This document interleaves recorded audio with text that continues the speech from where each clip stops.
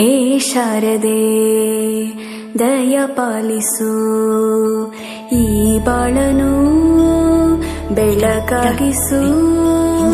ಹೇ ಶಾರದೆ ದಯ ಪಾಲಿಸು ಈ ಬಾಳನು ಬೆಳಕಾಗಿಸು. ನಾಳೆಗಳ ದಾರಿಯಲ್ಲಿ ನಂಬಿಕೆಯ ನೆಲೆಯಾಗಿರಿಸು, ಮುನ್ನಡೆಸು. ಕೈ ಹಿಡಿದು ನಾವಾಡೋ ಪದ ಪದದಲ್ಲೂ ಸಂಚರಿಸು.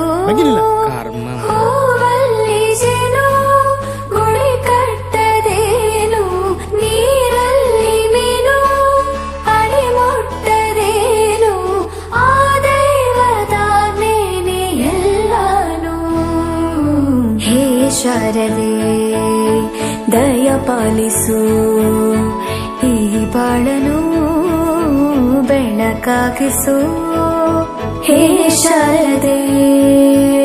ಅಜ್ಜಿಯ ಮನೆಯಲ್ಲಿ ಪ್ರೀತಿಯಿಂದ ಹಲಸಿನ ಕಡುಬು, ಸೇಮೆಲ್ಲ ನನ್ನದು ಶಾವಿಗೆ ಎಲ್ಲವೂ ಮಾಡಿಕೊಟ್ಟರು. ನನ್ನ ರಜಾ ದಿನಗಳು ಮೋಜಿನಿಂದ ತುಂಬಿತ್ತು. ವೆರಿ ಗುಡ್, ಕೂತ್ಕೋ.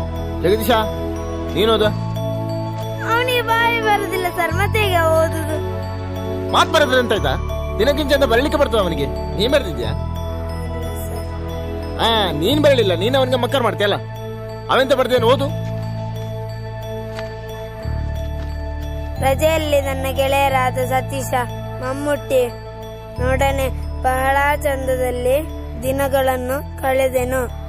ಮತ್ತು ಗೆಳೆಯರಾದ ಪ್ರವೀಣನು ಚಿನ್ನಿ ದಾಂಡು ಆಟವನ್ನು ಹೇಳಿಕೊಟ್ಟನು. ಇದು ನನ್ನ ರಜೆ ದಿನಗಳ ವರದಿ. ಈ ಪ್ರವೀಣ 7ನೇ ಕ್ಲಾಸ್ ಅಲ್ವನ?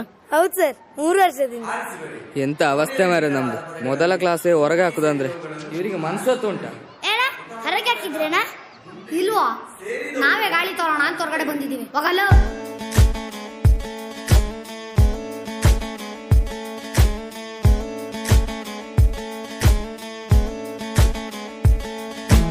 ಕೈಯ